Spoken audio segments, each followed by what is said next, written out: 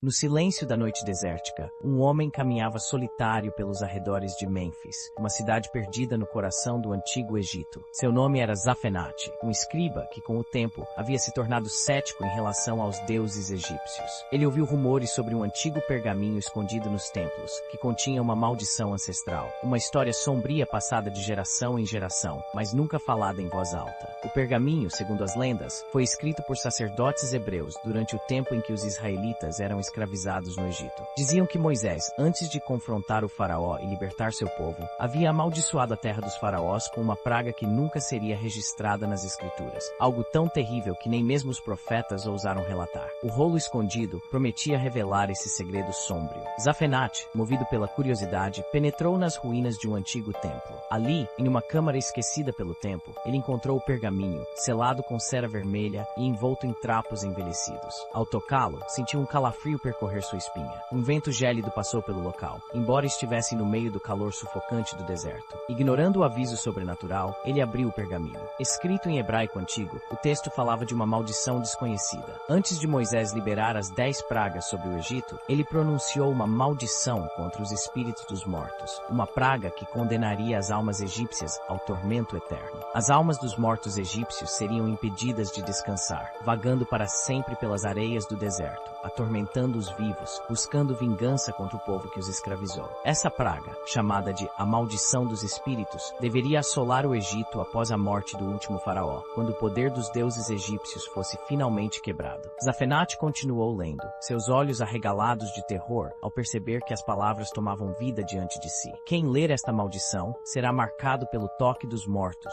dizia o pergaminho. O escriba, tentando racionalizar seu medo, riu nervosamente e enrolou o pergaminho novamente.